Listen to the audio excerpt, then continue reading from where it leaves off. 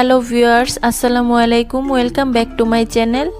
আজকে আবারও সবাইকে স্বাগতম জানাচ্ছি আমার নতুন আরও একটি রেসিপি দেখার জন্য। আজকে শেয়ার করব তেল ছাড়া আলু আর আটা দিয়ে ভিন্ন স্বাদের একটা নাস্তা তৈরির রেসিপি। রোজ রোজ তেল মশলা খাবার না খেয়ে তেল ছাড়া ঘরে থাকা দুটি উপকরণ দিয়ে মজাদার নাস্তা বানিয়ে ফেলুন।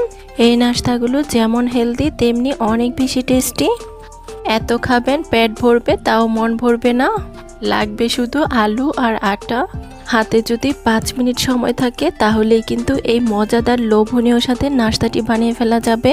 আশা করছি আমার আজকের নাস্তা রেসিপিটি সবার কাছে ভীষণ ভালো লাগবে।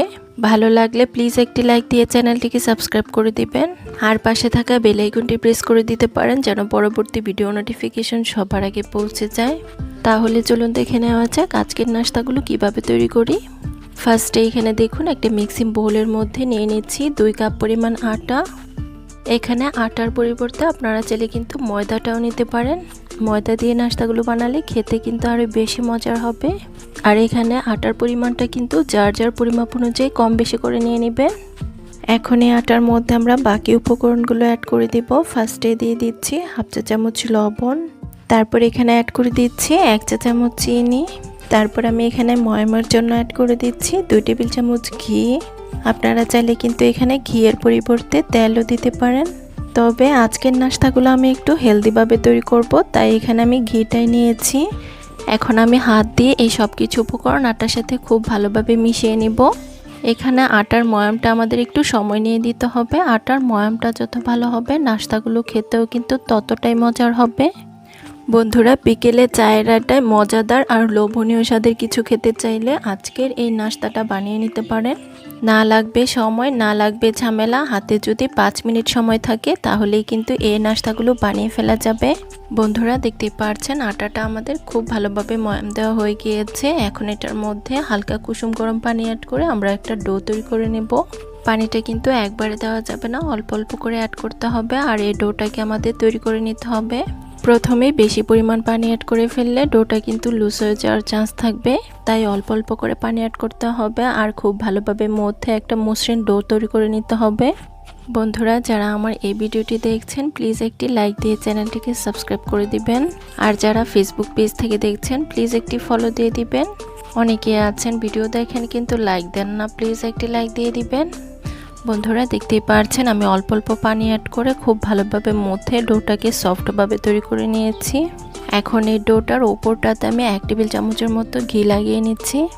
এখন এই ডোটাকে আমাদের রেস্টে রাখতে হবে, তার জন্য একটা ঢাকনা দিয়ে ঢেকে রেস্টে রেখে দিচ্ছি 5 মিনিটের জন্য। ডোটা এখানে রেস্টে থাক, আর এই সময়ের মধ্যে আমরা নাস্তাটির জন্য একটা পুর রেডি করব। তার জন্য এখানে দেখুন একটা মিক্সিং বোলের মধ্যে নিয়ে নিচ্ছি 1 কাপ পরিমাণ সিদ্ধ করা আলু। এখন একটা কাঁটা চামচের সাহায্যে এই আলুগুলোকে খুব ভালোভাবে ম্যাশ করে নিচ্ছি।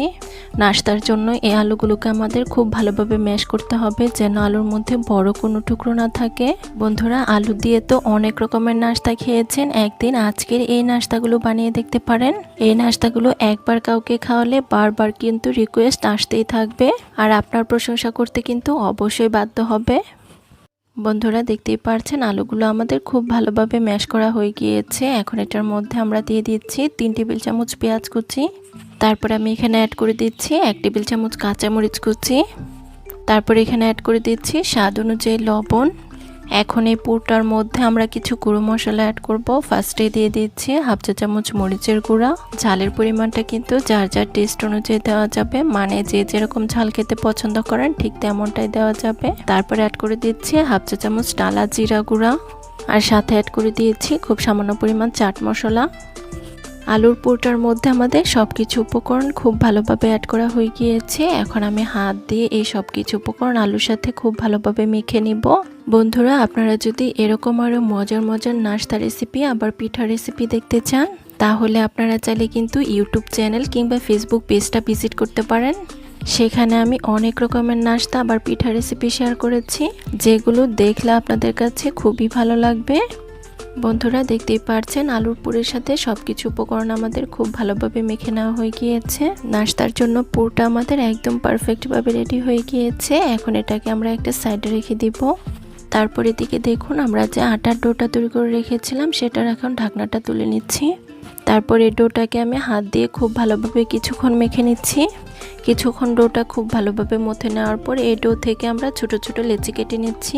নাস্তাগুলো কীরকমের শেপে তৈরি করতে চান সে অনুযায়ী কিন্তু আমাদের লেচিগুলো কাটতে হবে। আমি মিডিয়াম শেপ করে নাস্তাগুলোকে বানাবো, তার জন্য এরকম ছোট ছোট লেচি কেটে নিচ্ছি। তো দেখুন আমাদের একটি লেচি তৈরি করা হয়ে গিয়েছে। এখন এখান থেকে আমি একটি লেচি নিয়ে নিচ্ছি।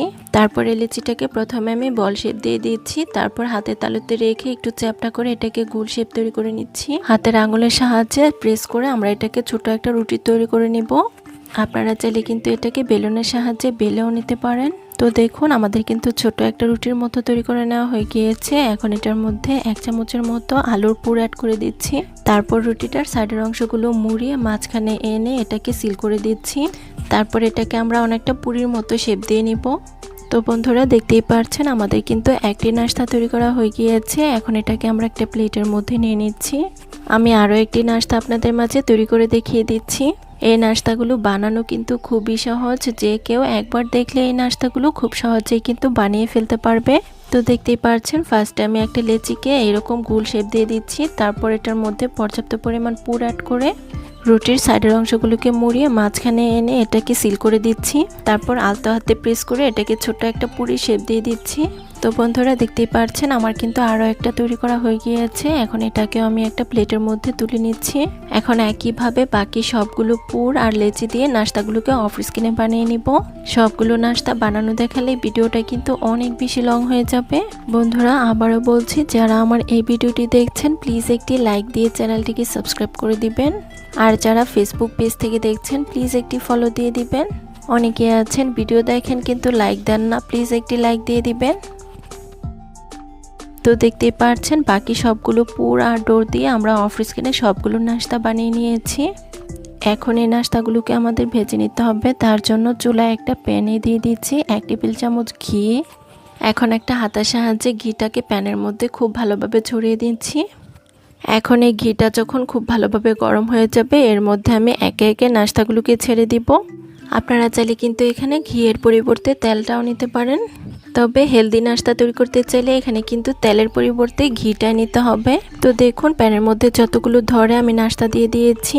নাস্তাগুলোর একটি পাশ হয়ে এলে আমি একটা কাঁটা চামচের সাহায্যে নাস্তাগুলোকে উল্টে দিব। তো বন্ধুরা দেখতেই পাচ্ছেন সবগুলো নাস্তা আমাদের খুব ভালোভাবে উল্টে দেওয়া হয়ে গিয়েছে। এই নাস্তাগুলো ভাজার ক্ষেত্রে চুলার আঁচটা কিন্তু আমাদের অবশ্যই খেয়াল রাখতে হবে। অতিরিক্ত হিটে এগুলো ভাজতে যাবেন না, তাহলে কিন্তু নাস্তাগুলো পুড়ে যাবে। তাই মিডিয়াম হিটে নাস্তাগুলোকে একটু সময় নিয়ে আমরা ভেজে নিব। তো বন্ধুরা দেখতেই পাচ্ছেন নাস্তাগুলোর দুটি পাশ আমি উল্টে পাল্টে খুব ভালোভাবে ভেজে নিয়েছি। আর এগুলোর মধ্যে কিন্তু খুব সুন্দর একটা গোল্ডেন ব্রাউন কালারও চলে এসেছে। এখন আমি একটা কাঁটা চামচের সাহায্যে নাস্তাগুলোকে তুলে নিব। তো দেখুন সবগুলোকে আমাদের খুব ভালোভাবে তুলে নেওয়া হয়ে গিয়েছে। এখন একই প্রসেসে বাকি সবগুলোকে আমরা ভেজে নিব। তো বন্ধুরা দেখুন সবগুলো নাস্তা আমরা ঘিয়ের মধ্যে ভেজে নিয়েছি। আর দেখতেই পাচ্ছেন এগুলো দেখতে কি অসম্ভব লোভনীয় হয়েছে। রোজ রোজ তেল মশলা খাবার না খেয়ে একদিন তেল ছাড়া মজাদার এই টিফিন রেসিপিটি বানিয়ে দেখতে পারেন। ঝটপট বানিয়ে ফেলা যায় আর খেতেও কিন্তু হয় দারুণ টেস্টি। আশা করছি আমার আজকের রেসিপি সবার কাছে ভীষণ ভালো লেগেছে। ভালো লাগলে চ্যানেল সাবস্ক্রাইব করে সাথে থাকবেন। ধন্যবাদ সবাইকে। আল্লাহ হাফিজ।